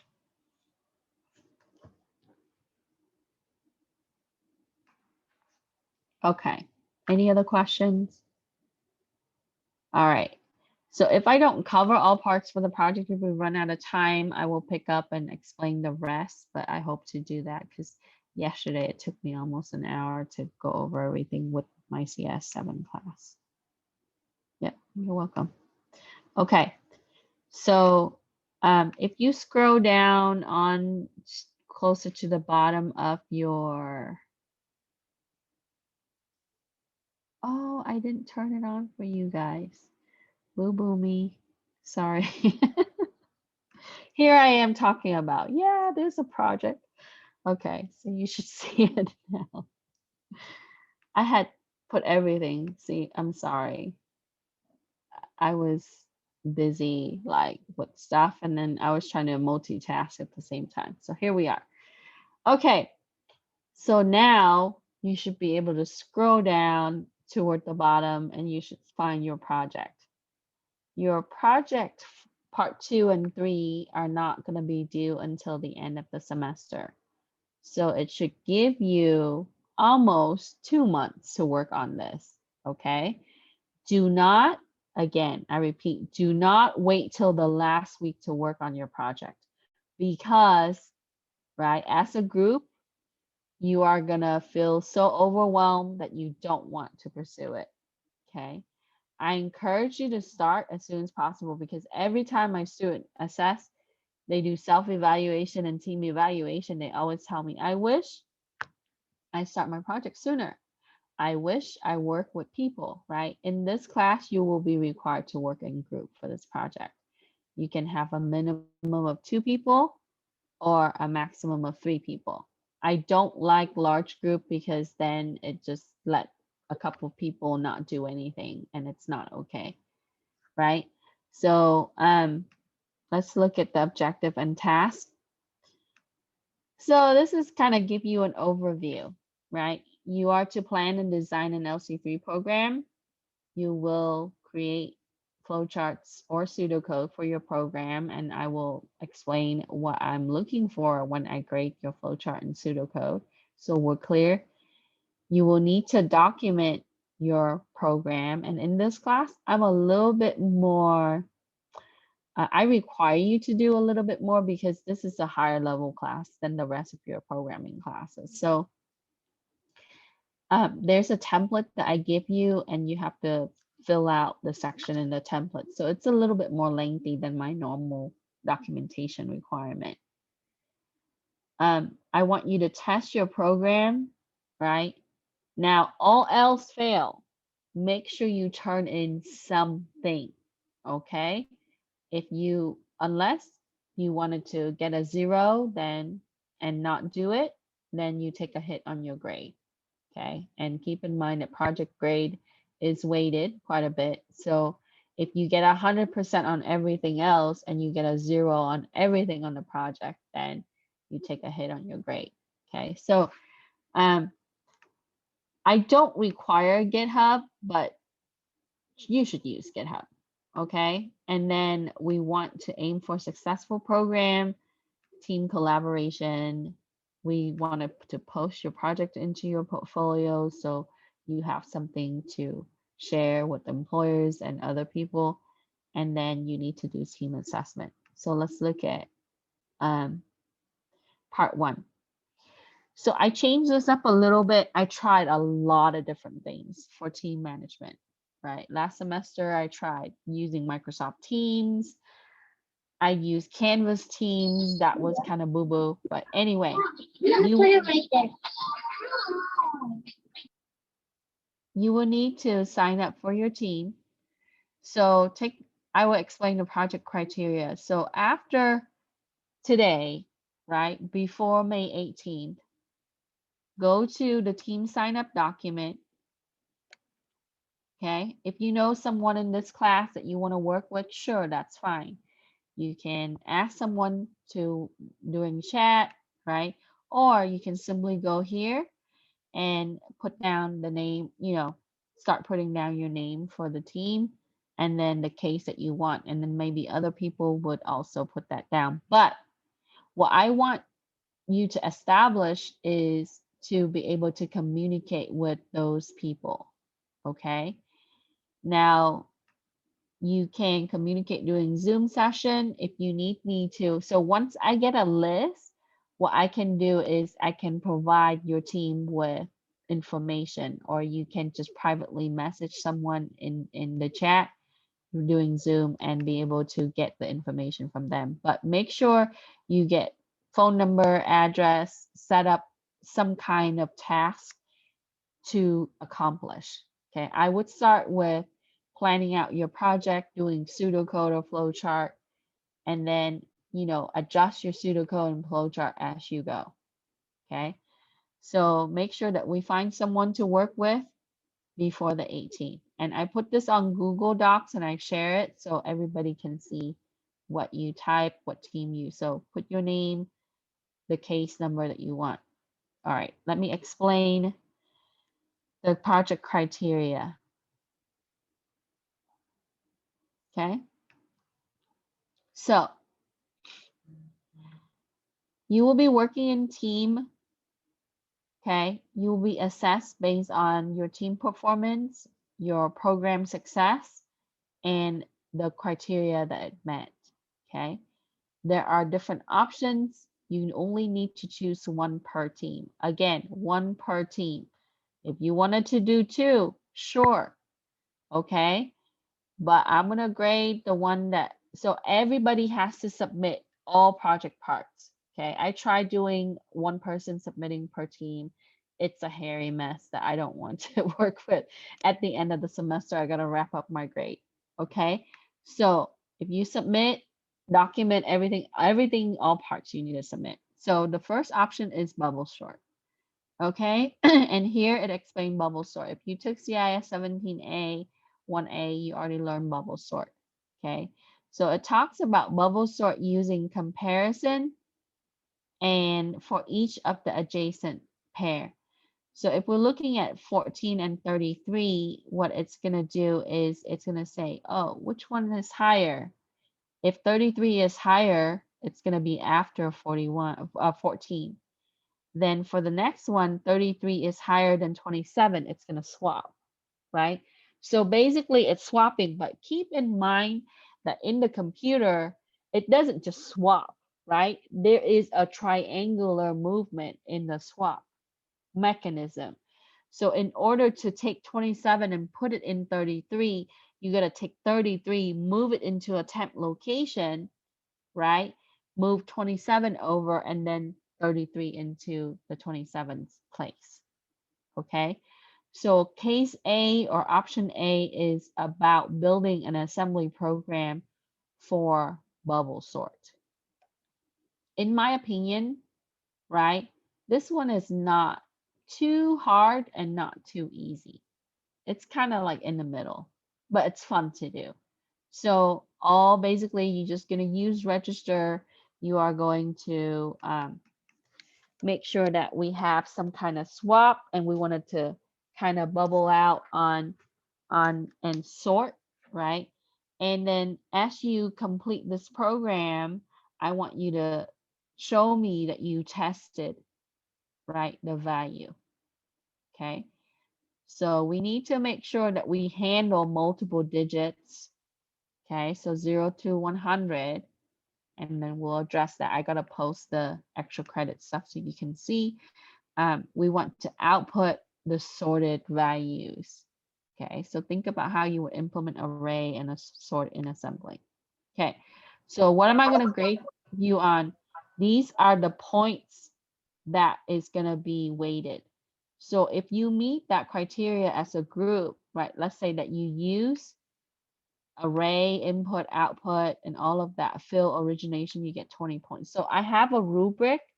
So in part 2, you would see that there's a rubric that I follow. So check out the rubric, and all of these are added to the rubric.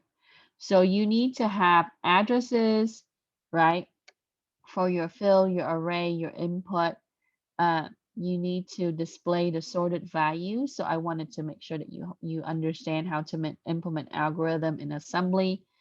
You got to use label and comments. I don't need to comment every line. Few sections are okay. Make sure that we apply arithmetic. We need to have at least 2 subroutines. So 2 functions need to happen in your program. You need to have branch control, right, for looping and for conditions, like if else statement, okay, in assembly. You need to manage overflow. We did a lab on that. We will address more. You need to have a stack with push pop, okay? And you need to have a save and restore operation. You need to include pointer. You need to have ASCII conversion because we have input and output. And you need to make sure that you have the proper directives like .n, halt, all of those good stuff. And I need a screenshot of testing the program, okay, to show that you, and if your program is not fully functioning, I want you to show me that you test it too, right? So all else fail, submit something, okay? Otherwise, it's just a 0. The second option would have the same technical criteria, but this is a test calculator, okay? I want you to write an LC3 program that display minimum, maximum, and average grade, not in just numbers, but it needs to be converted to letters, okay? And the user can input their test scores. It needs to display maximum, minimum, average scores, and the letter grade equivalents. And you would use these scales, okay? And all the same technical criteria, stack, loop, branching, all of those things are applied, okay? And then you should test it with these values, take the screen capture, document it, okay? Option C, character counter for names, okay? I think this one is the easiest, okay? I was gonna change this up because one of my former students in assembly, he told me that, you know, he actually did this one, but he did it also swapping his name backwards, which is kind of cool. I thought it was fun. But create the LC3 program, display the frequency of the characters of the user full name, okay? The user is prompted to put in his, her, their name. A numerical value would then show up for the frequency of the character in the full name. And then for the same criteria that you have, because you should implement at least, you know, multiple subroutines, labels, fills, all of the good stuff, okay? So build, and that's gonna be 300 points. Any question with this? Okay. Oh, hey, Professor. Yes. For the first one, do you mind scrolling up to it?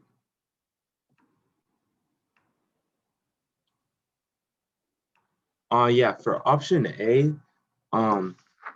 are these type of programs supposed to be displayed in the console or? Yes. Okay, so you do want All of them are using console. Okay. So you should know which directives to use. Oh, and I was gonna ask, Yeah. because for Right. this week's lab, if we have time, do you mind showing how to input double values? Because we never went Sure. over from that last time. Mhm. Okay, thank you. That's one of the most difficult area for the project for all students. Yeah, that's Okay. why I never learned it, or I never. So I will post a solution for the lab 5 that you guys completed. Okay, and then you can take the code, build the program, and look at the code. Okay. Okay. All right. All right. Okay. So are we clear on the cases? Any question, concern? Oh, by inputting value, you mean like set the value or actually using the keyboard for the input? Just user input, like when it asks you, for example, the test score calculator, it's gonna ask you to, you can say enter 5 test scores, right? Yeah. And you can, now depending on your program, I've seen program that turns in that asks enter 1 test score at a time or enter all 5 together, okay? Mhm. So my suggestion is to be very clear in what you prompt the user, okay? If you can't implement in an array to make sure that it's stored in an array because you have to move those inputs, then you have to be specific on how you want the user to input, okay? Got it. Right. So everything the user should be able to use the console to see their average, minimum, test score, and their grade, okay? In my opinion, this one is pretty easy to do, actually, because the only hard part that you're going to come across is going to be what? Get multiple input and set up the array and stack, right? The subroutine, you can have each subroutine for min, for max, and for average. And then, but you need to set up the condition for it to convert to letter grade, right? Because, and you only have A, B, C, D. And the letter grade are ASCII value. And so convert from, you know, your score at the offset, convert it. It's super easy. I actually feel like this one is the easiest one. And the name frequency is the easiest too. So those are the easy ones. And then if you want a challenge, do the bubble sort. I was gonna put an encryption one for this, but I'm not cruel and unusual. So if, you know, maybe down the line, I'll change it up. Okay. All right. So that's part 2. Just a few more minutes before we end. So then now let's go to, you can download this and look at it. Okay.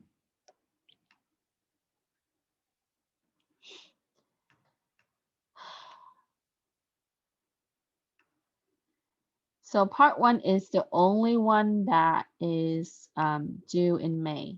Okay. The rest of them are due in June. Okay. But don't wait till the last minute. So the last part, if you already had me, you already knew how to do this.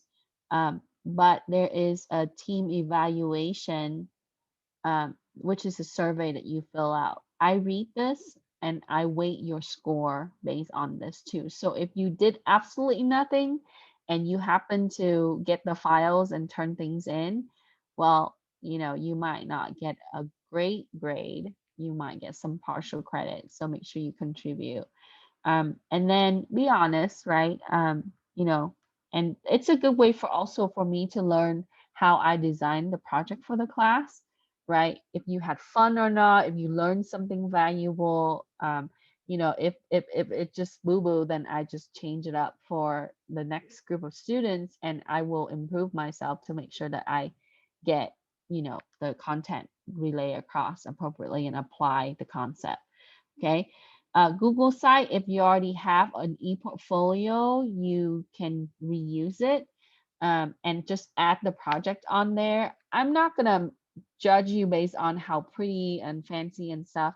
You know, you can put your code on there or put a link to your GitHub or take a picture of your code and put it on there. However you want, it's your portfolio, but keep in mind that if you share it with the employer, right, how do you want to disclose the information? One important thing that I want you to take away from this for part 3, I need to make sure that you give me public view permission. And in the link that I have here, there is a share instruction on how to publish your Google site accordingly. And there's some tutorial video. So if you turn in a URL that I cannot use, then I cannot give you a grade. I've been very lenient with this, right? And sometimes I would go look for student e-portfolio, which I shouldn't be, but make sure that test it. And the way you test it is open another browser like Edge if you're using Chrome or Firefox, copy and paste that URL over. If it opens in another browser because it doesn't contain your profile from Google, right? Then you have a valid view. Okay. I've had many students turn in URL that's it's not accessible at all, even in the last winter class with my Python and Java class. And you know, since it's a short session, I've been lenient with the grade. I gave them some credit, but I'm going to be very clear this time. If you give me a URL that cannot work, right? Imagine if you send that to an employer, guess what happens? You're not going to get the job. Okay. So please take the time. I know it's only 25 points, right? But take the time to, this is your portfolio. It's yours to keep and you should maintain it. All universities are using portfolio now. They require that. So if you start here, you just add everything on every project that you do, every achievement recognition, you should have it because that's important to go back and, you know, showcase your stuff to people to employer to, and so on, for scholarship, things like that. Okay. All right. I'm a few minutes over. So check out the project part. If anytime you have any questions, you can send me the message. We can talk about this a little bit more. The due date is not going to be until the end of the semester. So work on it, right? Let me know if you need help. And yes, I will publish the project part 5 and we'll talk about multiple input. Hey, Professor, and you name. have office hours and stuff for this as well? Yes. Thanks. You can visit my office hours sometimes if I'm not there yet on Zoom. Like if you Mhm. go to the first module, I have a page on that and you can click this link and I will be on Zoom at that time. Today I had to move it a little bit because I had this week I might have to move it, but if you want me to be for sure, you can make an arrangement, make an appointment with me. I can meet with you if I'm not teaching, or MVC likes to meet. So my office hours are here. Okay.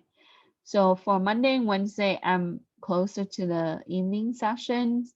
Tuesday and Thursdays in the afternoon. But if you have class like physics and you can't meet with me, send me an email. Right? I'll schedule something with you. Okay. And you can use the link. All right. Have a good night, everyone. Thank you. Good See night. you Thursday for lab. Yay. Good night.